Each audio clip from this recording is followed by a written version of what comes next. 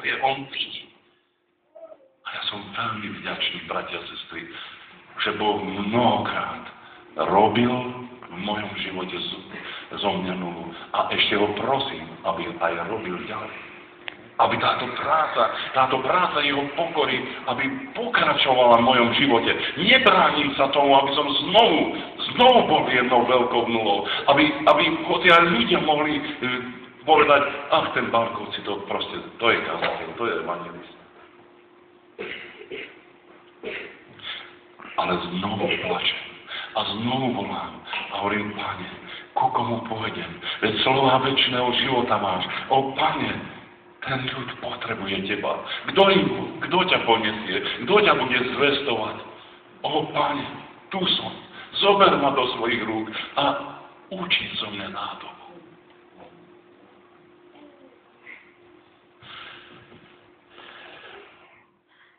A keď už dokončil tú nádobu, tak ju pohľadil. A bolo vidieť, že bol spokojný s dosiahnutím toho, čo si on predstavil. A tak zobral nitku a odrezal ju od stola, túto nádobu. A hovorím, tak čo, ideme do peci ju položiť? Hovorím, kdeže? Viete čo, keby som ja to teraz takto položil do pece, tak sa rozprská po stenách celej pece. Ona sa musí vysušiť. Položil ju hore na policu. Nezvykli sme prskať, keď sme v ťažkostiach. Nezvykli sme prskať na všetky strany. Keď ti muž povie niečo, neprskáš. Keď ti žena povie niečo, neprskáš. Vieš, čo to znamená? Jednoducho, nemáš trpezlivosť.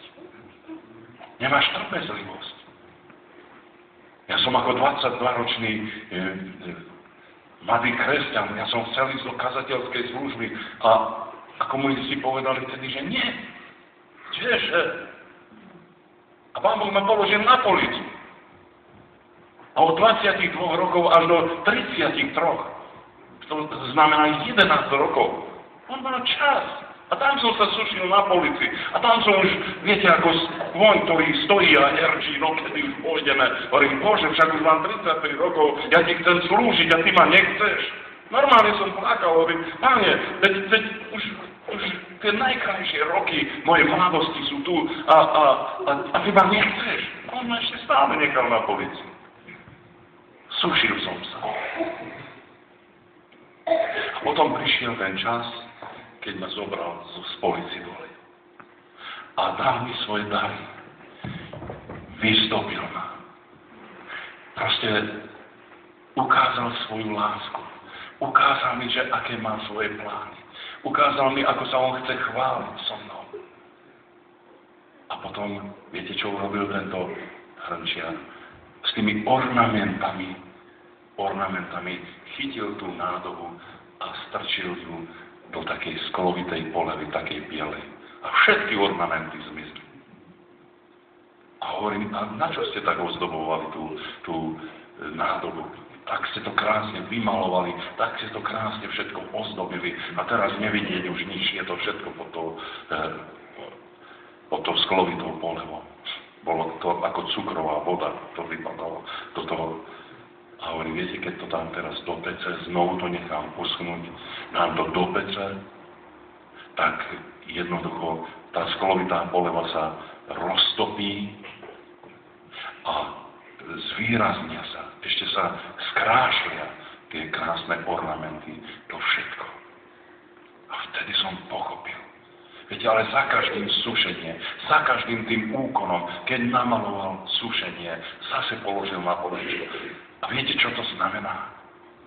Keď Boh nás pripravuje pre tie veľké veci, tak tam skúša našu trpezlivosť. Aký si ty trpezlivý? Aká je tvoja trpezlivosť? Do akej miery vieš byť trpezlivý? Koľkokrát aj ja v službe, viete, proste toľko trpezlivosti potrebujem. A Pán ma učí tej trpezlivosti. Prišla za mnou jedna sestra a hovorí, brat Alexander, mám problém. potreboval by som, hovorím, vieš čo, sestra, no, ja som mal na pláne teraz ísť so svojou rodinou niekde, ale keď to tak veľmi potrebuješ, tak dohodnem to s manželkou, že ostanem doma a budem sa ti venovať. A tak som jej hovoril, za prvé urob toto, za druhé urob to, za tretie to. A takto som jej pekne ako malému dieťaťu všetko vysvetlil, že čo má robiť, pretože ona nevedela. S tým prišla, že neviem, čo má robiť. A tak som jej pomáhal v tom. A hovorí, no, keď som jej to všetko vysvetlil, no neviem, čo mám robiť. Hovorím, však teraz som ti to hovoril za prvé, za druhé, za tretie. A hovorí, no áno, hovoril si. A odchádzam, viete, už 2,5 hodiny som jej vysvetloval, čo má robiť. A v dverách sa poškrabala za hlavu. No neviem, čo mám robiť.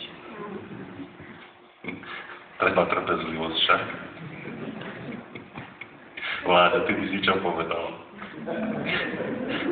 Zavri z druhej strany kľúčku. Viete, ale nepovedal som to. Vedel som, že potrebujem veľa trpezlivosti. Niekedy je to tak, že už sú telefonáty a moja manželka, lebo vždycky dávam, aby sa aj moja manželka učila z toho, čo sa deje u nás. Tak dávam to nahlas. A už počujem, ako v kuchyni hovorí, tatínko, ak nezložíš ten telefón, tak ti ho vyberem z ruky a ja jej poviem, že už je koniec. A hovorím, maminka. A ešte. A potom nakoniec sa ukáže, že to proste, to nemalo to veľký zmysel, ten rozhovor. Ale vidím, ako ma Boh učí trpezlivosti. Viete si predstaviť,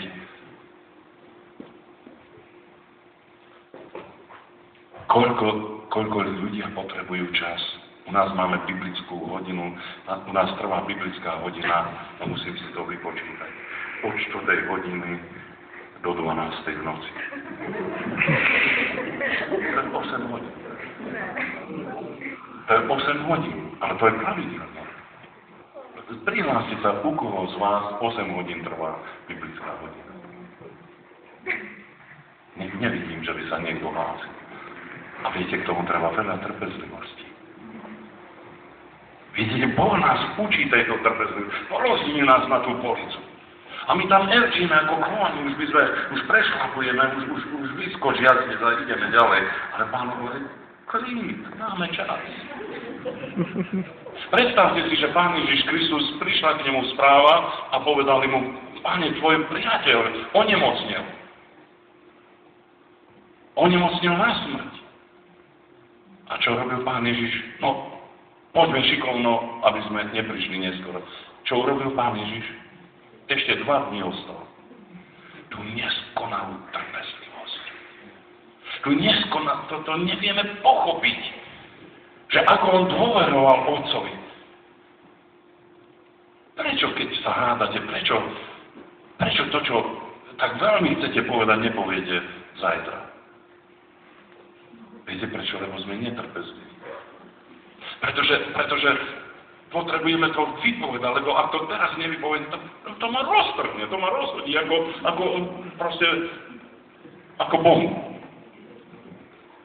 A to je vlastne to, že Boh nemôže používať ľudí, ktorí nevedia čakať na Pána. Vieš čakať na Pána? Vieš mu dôverovať? Niekto sa pýtal mojej manželke, a ty sa nikdy nehádaš so svojím mužom? A ona hovorí, s Alexandrom sa nedá hádať. Lebo keby som sa s ním chcela hádať, tak on na druhý deň mi povie, že ako sa veci majú. Keď sa už upokojím, ukludním sa. Vieme my čakať na Pána. Viete, ja vás chcem povzbudiť tomu, lebo Boh má dobré plány s nami. Má dobré predstavy. On ťa chce používať vo svojom diele. Ale ak ty svojho pacienta vyhodíš z kresla a